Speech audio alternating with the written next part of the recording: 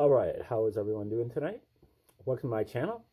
It's an educational channel, and we focus on great theories of everything, all-encompassing theories, earth-shattering discoveries, and so on. And we're doing a reading on, I guess we'd say, using the Dead Sea Scrolls and other apocryphal texts to decode the New Testament. And we're going to do a full-blown decode of the book of Luke here coming up, and Revelation, and maybe some others. But we want to have our quiver full before we start that, so we're kind of incorporating many different approaches of decoding different ciphers. And this is one of the Dead Sea Scrolls ciphers. Now, the Dead Sea Scrolls were discovered in the mid-20th century, but they were buried there in those caves near Qumran, near Jericho, about 20 miles from Jerusalem. And they discovered hundreds of books and writings, and including all of the Old Testament. And there's some dispute about when they are dated, but certainly 2nd, 1st century BC or 1st century AD. And there's a lot of material from the sect that was responsible for putting that together. They had a sophisticated way of writing the stuff up, and they made these special jars to store them in, and they knew it was coming, and most likely they put them in there in about 68 AD, when the Romans were pretty much beginning to assert themselves in the war of the Jews against the Jews there in Palestine. And we're taking a look at one of the people who actually kind of destroyed the log jam of the Dead Sea Scrolls, because for almost 40 years, the Dead Sea Scrolls were almost unknown to lay people and even some scholars, because this international team of scholars, so-called, who were really a bunch of Catholic priests, hoarded the documents. And once they found out that the documents, which were mostly written in Hebrew, a little bit of Greek and Aramaic, once they recognized what they actually said, they pretty much started sitting on them and hiding them, because they were too explosive against their own belief systems. And but this guy, Robert Eisenman, made a big stink about it, and approached it in an assertive way to eventually kind of persuade these people to make photographs of some of the important documents, especially the sectarian stuff, the stuff that was specific to the sect that lived there at Qumran, because they had stuff like their etiquette, manual of discipline, their belief systems, the titles of their high priests and so on, and their rituals that they do, and all things like that. When you get into that stuff, you recognize that it's very, very similar to whoever was writing the New Testament. And so even though these are Jews, strict Jews, they had many of the ingredients of the early Christians. And they certainly shed light on the Gospels. Now, we're looking at Robert Eisenman's work called the New Testament Code. And we're in the first chapter called the Preliminaries.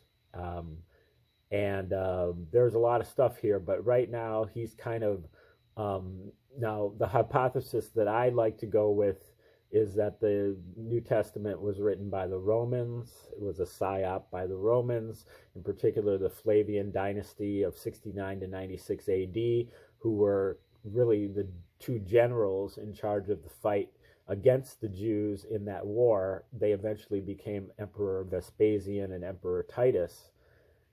And they had certainly a very strong motive to figure out a way to pacify the Jews, and how better than to put forward a Prince of Peace who believes in turning the other cheek and rendering unto Caesar what is Caesar's, and walking an extra mile with the Roman soldiers' pack, and at this very same time condemning Jews for everything that they did. So he's going through kind of a litany using the Dead Sea Scrolls and many of the other apocryphal texts to show how Peter in the book of Acts, in just like the first 5 chapters or something like that, makes 6 anti-Semitic speeches where he's, pointing out how the Jews killed Jesus, what Eisenman calls the blood libel accusation.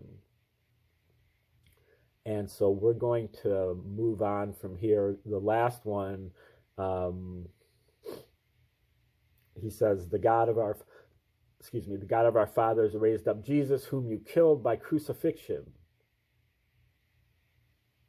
a prince and a savior, whom God has exalted by his right hand.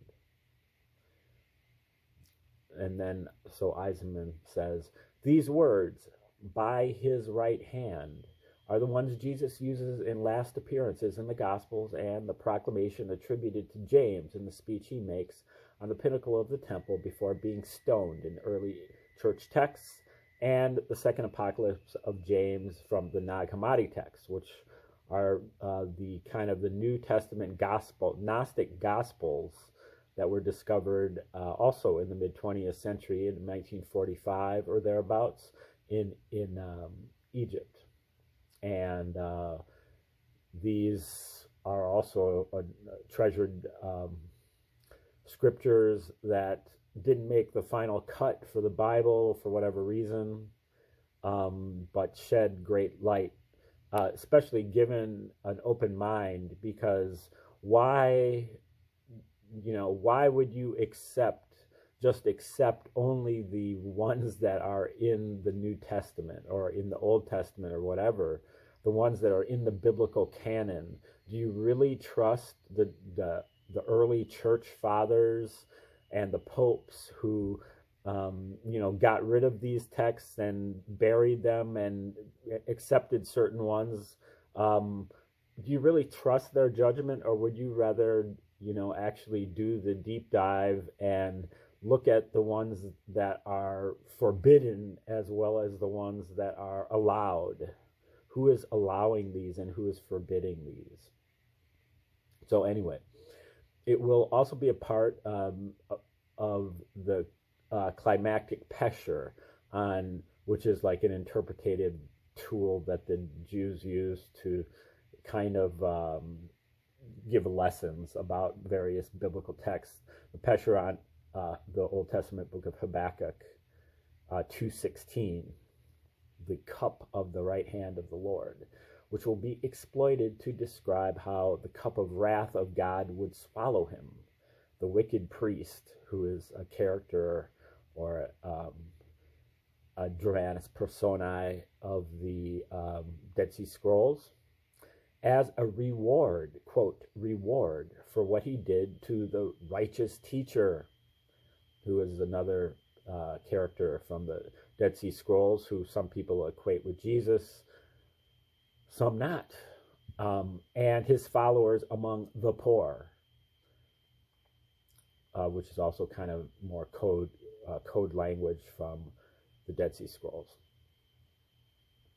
This is the last in this series of speeches attributed to Peter making this accusation.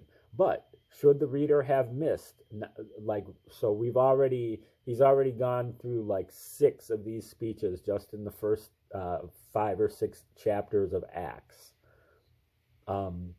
attributed to Peter making this accusation. But should the reader have missed the previous ones, the message is pretty obvious. You know, he's blaming the Jews, and he's not blaming the Romans for what happened to Jesus. It is followed by yet another in the next chapter, not really distinct or separate from it. Now remember, the Acts was written apparently by the same guy who wrote Luke. So it's coming from that perspective, according to scholars. It is followed by yet another in the next chapter, not really distinct or separate from it, but this time, as we have seen, attributed to Stephen. Now that's in Acts 7, verses 48 to 56, the historicity of whom we have already called into question above. Eisenman is suggesting that Stephen was actually James, the brother of Jesus, who was stoned and killed, and that certainly did happen to James, or he was martyred. But he's saying that the action that was attributed to Stephen was actually James. But be that as it may, we'll continue the historicity of whom we have already called into question above. As Stephen reformulates this libel, he again refers, as Peter, to, quote, "Heaven is my throne and earth a footstool for my feet," from Isaiah 66, verses 1 and 2, and Psalm 110. He also adds a reference to circumcision, in this case, the uncircumcised heart, from Jeremiah 9, verse 26, and Ezekiel 44, verses 7 through 9, and Romans 2, verse 29, a usage specifically applied in the Habakkuk Pesher, as just noted, to the destroyer of the righteous teacher at Qumran, known now rather famously as the wicked priest. Okay, so in the Qumran text, or the Dead Sea Scrolls, there is the wicked priest, and there is also the liar, and then there is the righteous teacher. Stephen's presentation, which is no more accurate than Peter's, is as follows, quote, "O you stiff-necked and uncircumcised in heart and ears, always resisting the Holy Spirit, as your fathers were, so are you. Which one of the prophets did your fathers not persecute?" Now that's interesting. Now what happens, there's a long parenthetical here that I think I'm going to skip because it is kind of diverting from the topic, and I don't think it's going to help us with our decoding skills. But the last thing he says, which one of the prophets did your fathers not persecute? I believe Eisenman's going to take offense to that for sure, because he has pointed out where I've seen that they didn't persecute any of the prophets. So,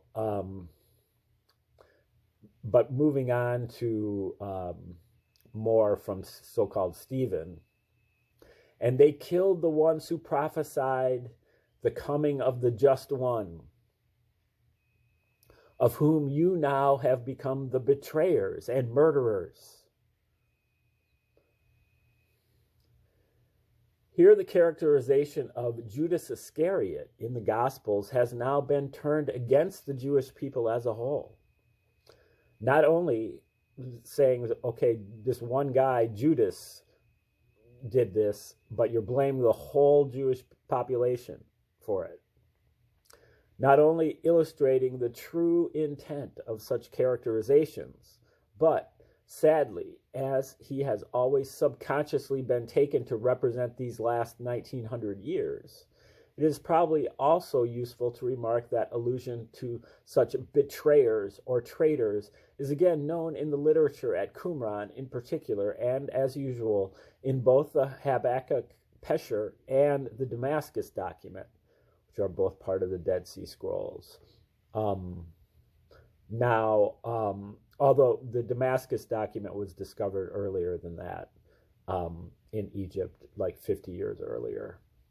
But I believe, though, Eisenman refers to a Gospel of Judas as well, which does maybe exonerate Judas a little bit. That also has been discovered. I don't believe it's part of Nag Hammadi, but it's something that has surfaced within the last generation or so. I have not read that, but I intend to. Sadly, as well, this accusation has been picked up and repeated ad nauseum in the Quran, even to this day, as almost a set piece of anti-Semitic vilification, notwithstanding the fact that, as just observed, there is hardly a single prophet in the Old Testament the Jews can actually be accused of having killed. Not Moses, not Nathan, not Elijah, not Elisha, not Amos, Micah, Hosea, Isaiah, Jeremiah, Ezekiel, unless it be perhaps Zechariah, though the circumstances surrounding his death are far from certain. The charge is actually anticipated in Paul, who makes the same accusation in a probably uninterpolated section of 1 Thessalonians 2:14-16, as we just saw. Now remember that Eisenman believes that Paul was of the family of the Herods, so that he is actually, I think that Eisenman, thinks that at least in many of the cases that Paul is the liar from the Dead Sea Scrolls. But that he does have Herod blood. He's the foster brother of Herod the Tetrarch, which I think is Herod Antipas.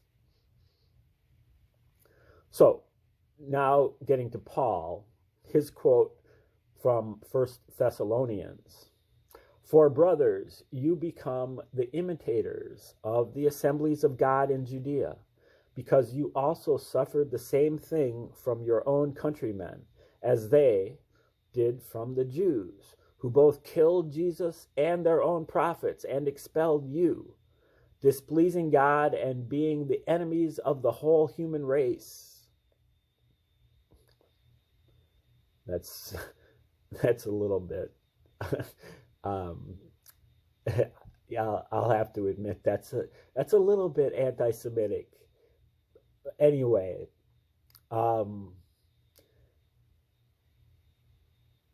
that's the end of the quote there from Thessalonians. It should be clear to even new readers that what one has here is an extremely telling reversal of the so-called enemy accusations in both the Pseudo-Clementine recognitions and James 4, verse 4, to say nothing of Matthew 13, verses 13-44, parables of the tares, and not to mention Paul's awareness of these accusations in Galatians 1, verse 20, and Galatians 4, verse 16, and elsewhere.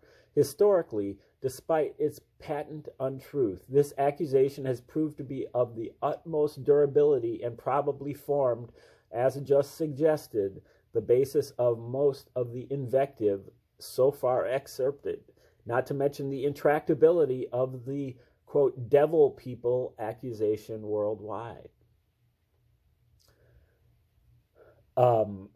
Eisenman kind of goes off on that, point that the Jews have been vilified because of this kind of stuff that Paul is talking about, and Peter talks, so-called Peter talks about it, and that it's not biblically true. But my to me, the importance is really that it seems so obvious that the Romans inserted this, all this anti-Semitic stuff, that, whatever was going on in this story, the Romans inserted all of this. This is wartime propaganda. The Romans are trying to avoid having to go to war with the Jews again and again and again. The Jews have been a complete pain in their butts for over a century. Insurrection after insurrection, wars, a lot of terrorism. And they're trying to come up with this narrative of the Prince of Peace who is killed by the Jews. This is the Romans are using this not only to convert other Jews, to pacify them, but also to convert Gentiles. And the way they've done it is they've rigged it up so that if you read Josephus's War of the Jews, this is a history of Titus in particular, Vespasian and Titus fighting in this war against the Jews, and Josephus is paralleling the Gospels. Everything that is prophesied by Jesus in the Gospels is fulfilled by Titus in the War of the Jews. And then when you start to recognize who Josephus actually is, then you begin to smell a rat, because Josephus is a member of the Flavian Caesar dynasty. He was adopted by Vespasian, the emperor. He lived at Rome, at the Roman imperial court, for this whole time that he was writing War of the Jews and Antiquities of the Jews, which is the only evidence, written evidence from the first century, independent of the Bible, that mentions Jesus' existence. And the Dead Sea Scrolls, discovered in the 1940s and 50s, kind of filled that vacuum of just a lack of coherent sources from this time period. And in the hundreds of works from the Dead Sea Scrolls, Jesus' name is also not mentioned. So the Romans are trying to insert this anti-Semitism into this, where it's really kind of out of place. Where, how are you going to believe that? You're supposed to, the Romans crucified him, but you're going to blame the Jews. And you're going to believe the story of Pontius Pilate washing his hands and, serving up a murderer to the Jews that they take instead. That's not far behind the virgin birth and the resurrection in terms of implausibility. Okay. Of course, Stephen then goes on to have the vision reported of James when he is stoned in all early church sources, punctuated as in these by the actual vocabulary of crying out with a loud voice, etc. Expressions just noted forming the backbone of Hegesippus's tradition, who was a 2nd century, I'm not sure where he's from or whatever, but that he wrote, books on these topics. There is also the allusion to falling asleep, so conspicuous in the parallel scenario in the recognitions. That's part of the Pseudo-Clementines, which is kind of some romantic versions of the Gospels, I believe. From a very early period, though, I think. And in Paul. This vision actually uses the language of seeing heaven open and the Son of Man standing at the right hand of God. Of Peter's last speech and the final last breath words of both James in early church accounts and Jesus in the Synoptic Gospels. One last speech is recorded of Peter before his arrest, escape abroad, and final unlikely return and appearance before the so-called Jerusalem Council. It follows his vision of the heavenly tablecloth, in which he learns not to call any man profane or unclean. That's in Acts 10. We have already stressed the Paulinization going on here, how Peter is becoming like Paul in terms of getting away from following the Jewish traditions and, not anymore worrying about what is profane or unclean. We have already stressed the Paulinization going on here, contrary to the clear portrait of Peter and or Cephas by Paul in Galatians, not to mention Peter as the thoroughgoing Jamesian in the pseudo-Clementine homilies and recognitions. This apocryphal episode turns Peter into a rank-and-file Paulinist. Yet even here, the real Peter shines through.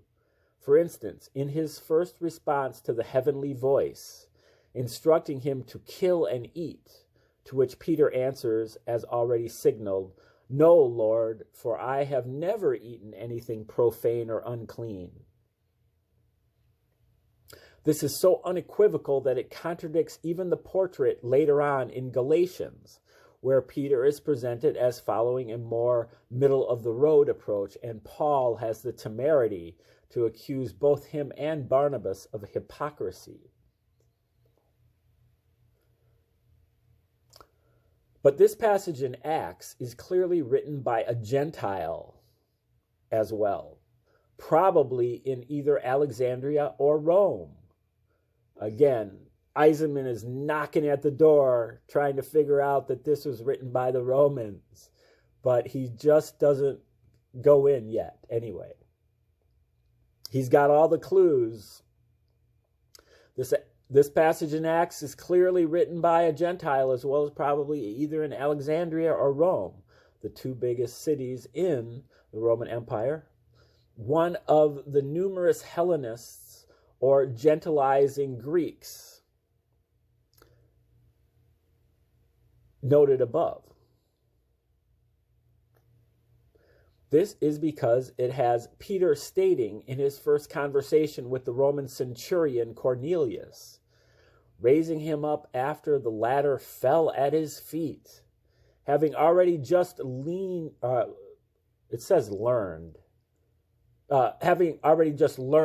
on a rooftop in Jaffa that, quote, table fellowship with and visiting Gentile homes was permitted. And so just now he learned that, and now he's breaking bread with the Roman centurion Cornelius.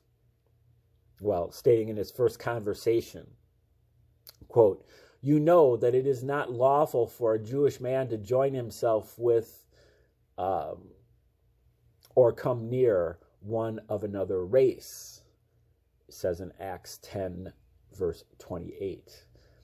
Not only is this patently inaccurate, but no Jew could have ever written or said it, even a backslider or turncoat like Josephus, as the issue was far more complex than this. And yes, Josephus was a Jew who defected to the Romans and then was adopted by the emperor Vespasian. At least according to Josephus's autobiography, which, maybe he didn't exist at all and he's just a creation of the Romans. It had to, because, they censored all of the sources from the whole first century except for Josephus and the Gospels. Those are the only remaining sources from this time period. And it's uh,